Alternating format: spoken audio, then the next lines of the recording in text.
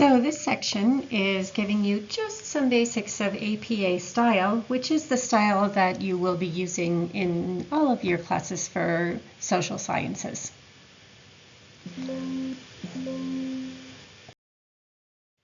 So we might think of APA style as being nothing but dictates for how to cite your sources.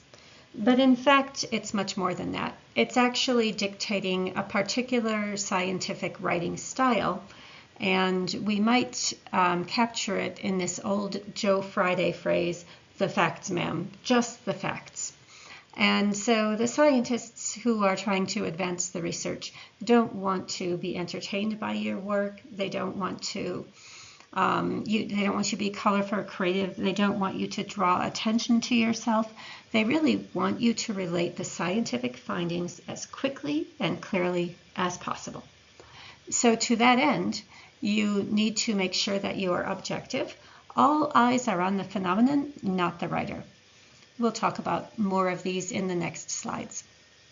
You want it to be empirical, evidence-based, no opinions, no beliefs, no speculations, just the facts. You want it to be concise, writing as brief as possible to minimize word usage, as few words as possible to convey your point. And so if you're going to achieve that, your language has to be precise. You have to choose the right word to say exactly what you mean to say, and that will help you to be concise, to convey your meaning. And then you need to be sourced. Every piece of information that is introduced is sourced. So, objective and empirical. So picture yourself as a team member with the other scientists who are interested in your topic. You're working together toward an objective goal. You want to learn more about this dependent variable. So as you kind of outline the research that you're building on, you want to keep the focus on the learning, not the scientists. So everything that you do is objectively stepping back and just talking about the research. As an author, you're invisible in the lit review. So you're going to use third-person language, like they or the findings revealed. And the only place first person is allowed, like I or we, is when you're in the procedure. That can be, some scientists don't use it even then, but you could use it then if you're going to say, next we will expose subjects to the first stimulus or something like that. You want to make sure that you're using empirical evidence with sources that are described. So everything is well-founded. There's no speculation, nothing like that. So for example, you're not going to write, "we think," because that's an opinion. Instead, you want to write, "these findings may suggest that." Again, you're focusing on that research, not on some arbitrary thought that you have. Try and be very specific. Not research shows in a general way, but previous experimental research by Genet et al. 2005 and Offen et al. 2008 have found that, and then tell what they found. This phrase et al., it's actually an abbreviation for et alis or et alia, and it means and others. And it's commonly used in the research literature, and so you don't usually put a comma after the author's name, just like if you were saying Genet and others, you wouldn't have a comma. And we have this period here because it's an abbreviation for et alia. So Genet et al. Just means Genet and others, and that's the common way of writing it in the research.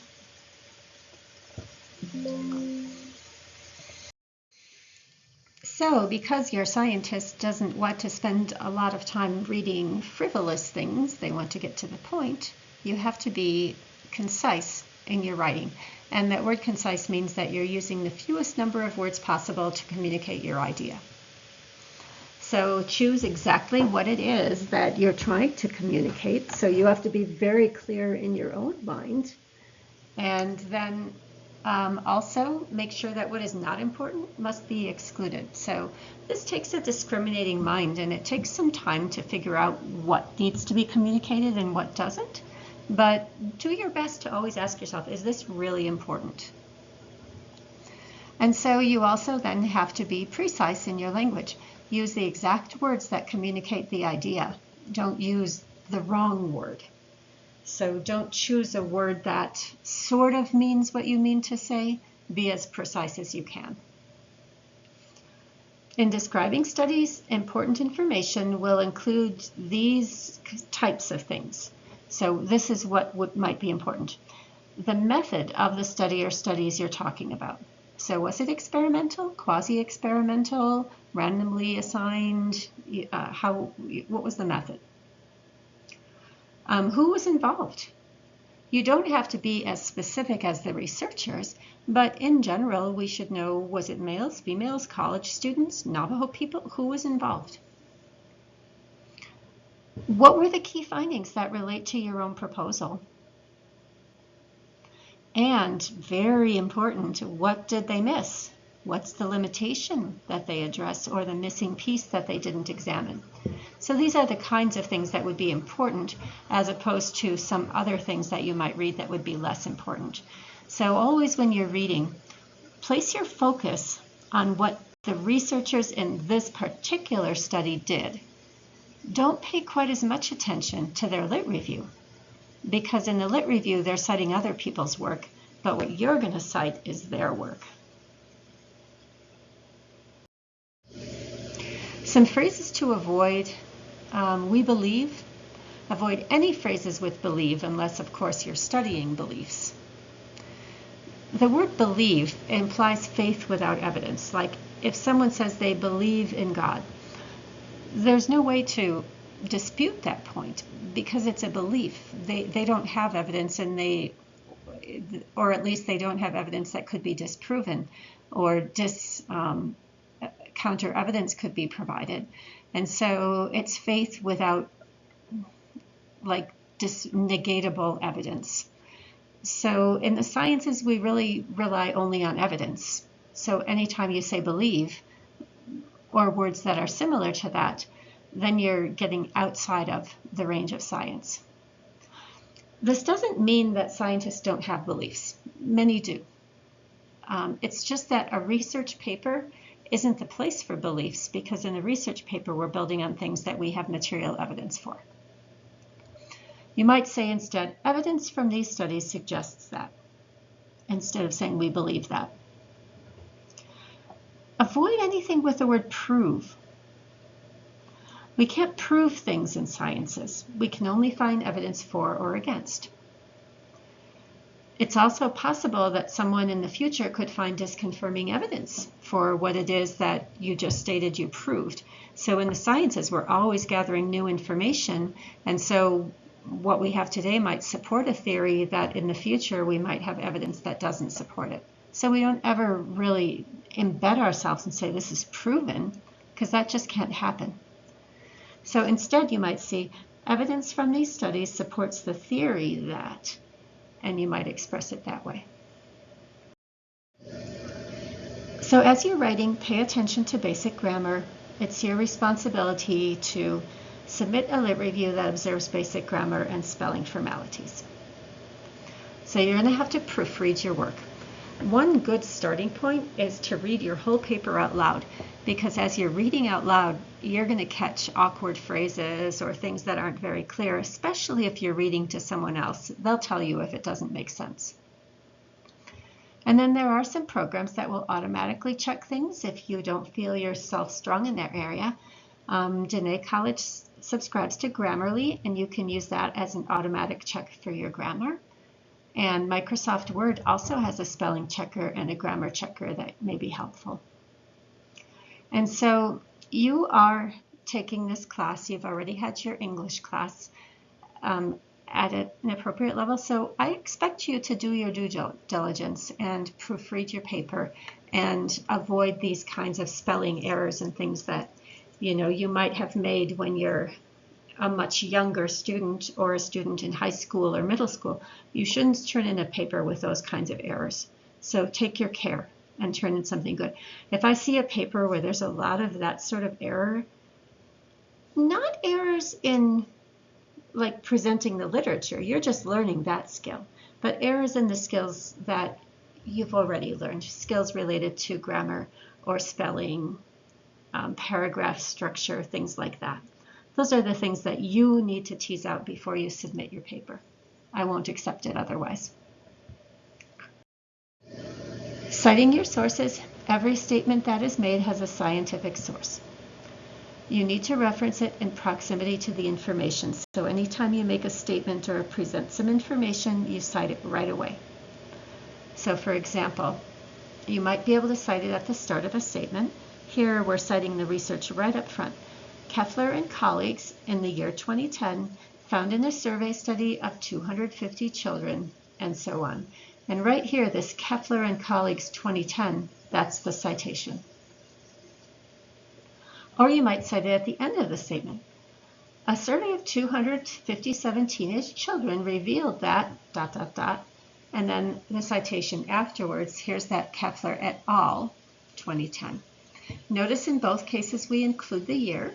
So that is one thing. Whenever you present the author's names, always the year follows. The only exception is if you're citing the same study for the second time in a single paragraph, then you don't have to put the year. Other than that, the year is always included. So if it's well-established research, like research linking smoking with cancer, there's tons of research on that. Then, you might just list examples of supportive research using this phrase e.g., which means for example. And so then you might list several studies as examples of studies that show that smoking is linked to cancer. It might look like this.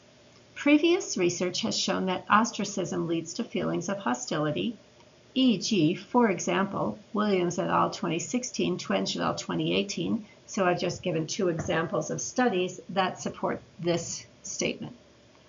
But now notice this, I continue, and aggressive behavior. And now I tell you who did that study, DeWall et al. 2019. So you can see here how we've used several citations creatively, or not creatively, accurately in a single sentence. So that's the kind of thing you're working toward in your lit review. Be patient with yourself. It's a skill that needs to be developed.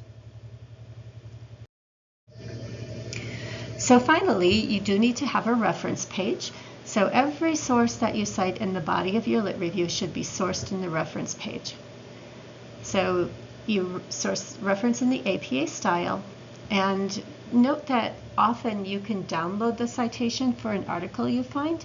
So sometimes if you just go to the library link where you found the citation, you'll find a place that says cite this article, and then you can download an APA style citation.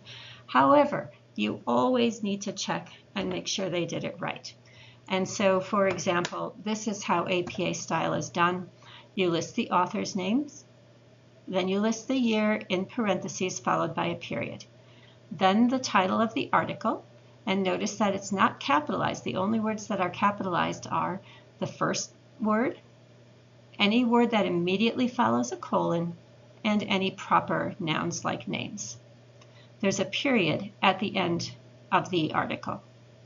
Then the journal that it's from is italicized, and then it's followed by the volume and issue if it's available, and then the pages. And then it ends with this DOI, the library listing for the article. If you have lots of authors, then you list the last name and first initial, or first and second initial if it's given, and you put this ampersand in the middle, and then the year, 2010, with a period. Same thing here, they've done the title of the article in non-italicized words without capitals unless it's after a colon or the first word. Then the journal is italicized. Then here they have the volume number and the issue number in parentheses afterwards, and then the page numbers. And in this one, apparently there was not a DOI available. So that's how you cite it. Note also that it's alphabetical and that it's a hanging indent, meaning that the first line is all the way back to the left margin, but after that, the lines are indented. And what that allows you to do is if you see a reference inside the paper, then you can easily find it in the reference section by following it down. And finally, it's double spaced, and I have made a template for you so you can use that to get your proper APA style. If that's helpful, you can download the template and replace my words with your own. Here are some additional resources, and I think you might find many of these things helpful to learn more about APA style, or to refer to guidelines if you have an unusual source that isn't a journal article.